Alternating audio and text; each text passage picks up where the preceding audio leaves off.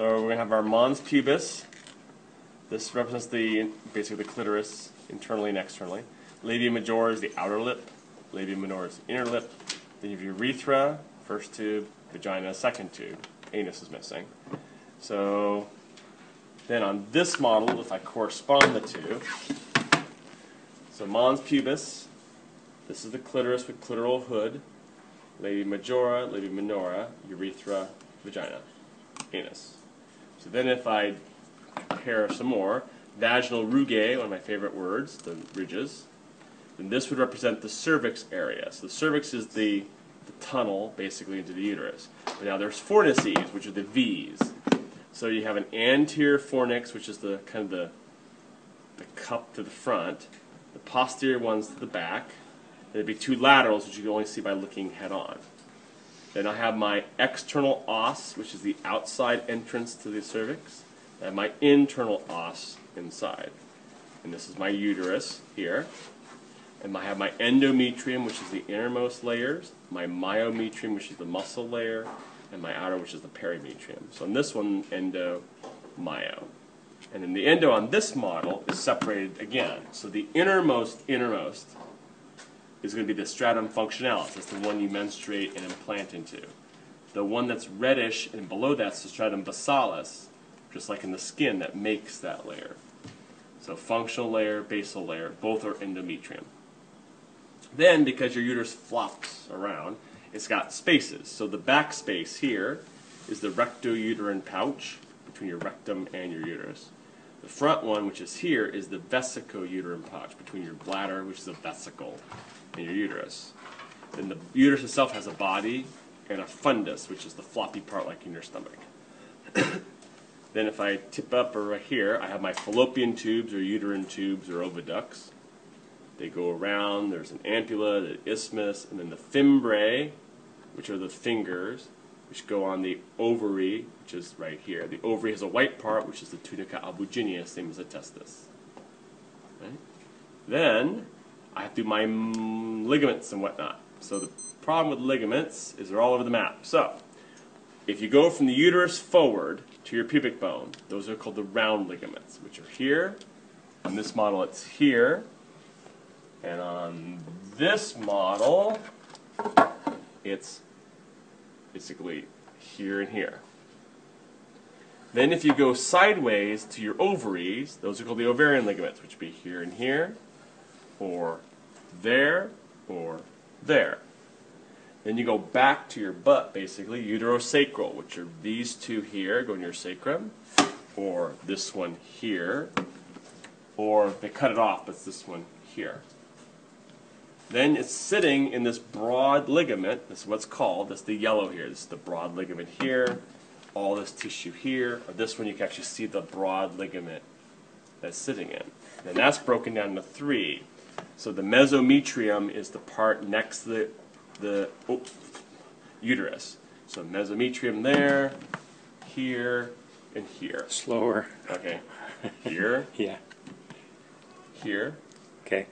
And here. Okay. Then you have the mesoalpinx, which is between the fallopian tube and the ovary, which would be here, kind of there, and kind of there. The only one that's missing is mesoovarian, which is on the ovary itself, which on this model is shown as this little depression here. This one, honestly, I don't think shows it very well. And this one doesn't show it very well either, but it's this little wrapping on the ovary. So all those would form the basket the uterus sits on, with the other ones going to each side. Then, that leads us to tissues. So, shine on that thing. Uterus. You're going to know a uterus because it has the squiggly worms, also called uterine glands formally, in it. So you have a lumen, you have all these little lines, and then the bottom would be where the muscle is. This is the myometrium here. The endometrium is there. And the endometrium is broken down into two. So if you look kind of with your eye, there's sort of a difference about here. So functional layer, I'm going to say, is more up there. Basal layer is more down here. Then I have a fallopian tube. Fallopian tube is going to look like kind of like a star, snowflake, depending on who you talk to. And it has some muscle, but not as much muscle as the vas deferens did in the male. So it's not nearly as muscular. And then, vagina we don't have a picture of, but that would look just like an esophagus, just with some differences. Stratified squamous epithelium with some glands and whatnot. More blood vessels. More blood vessels, a little bit more wavy. Then we have to do breast tissue. Let's find some boobs. It's right over there. Bring me your boobs. I don't like that. That's it. Alright. So, we'll start on the easy ones. Nipple and the areola is the colored ring. Then, if you think of this as like a lung, it makes some sense, but the whole thing would be a lobe. So, lobe, lobe. I'm saying there's 3 lobes I can see. Then each lobe is broken down into like mountains. So, lobule, lobule, kind of lobule, lobule. And then each of those is broken down into a bump, an individual sac. So alveoli. So alveoli are the individual bumps on the lobule in the lobe. And those drain down the lactiferous duct, which you really can't see, but the lactiferous duct comes out right here. And those are your lactiferous sinuses, which are just before they come out the nipple. So it's like a backwards volcano. It's like a backwards volcano. Or it is a volcano. Yeah. No, it's wrong. Great. Yeah. That's a bad So this visual one's image. 2 volcanoes. 2 volcanoes, yep. Okay? And this slide, I don't think we have. What about the poster over here? Like the memory. Oh! I always use the girl poster over there. We can also see some other things that aren't on the other models. So for example, we can see the lateral fornices, where the vagina forks to the side of the cervix. This also shows the osses pretty well, external, internal, and the crypts. And then, let's see, this one kind of shows a little more detail on the fallopian tube. So the fimbriae or the fingers, the ampulla is kind of the corner, the isthmus is basically the tube itself. But on most of the models, these all sort of blend together.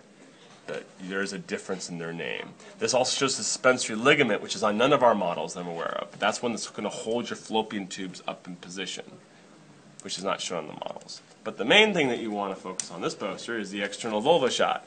This shows you the external one. So again, we have their clitoris with a hood or prepuce. We have our minora majora. There's a crus to it, but you can't see it on the models. But there's a V that it forms.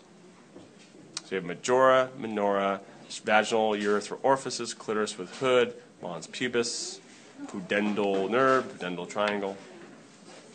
I think that's it. And then the graph, or we need to know that for... Ah, yes, that'd be good for your lecture part, is knowing the menstrual cycle graph, which thou shalt know for your exam. Next week, thou shalt. Draw this poster on your exam. We can do that.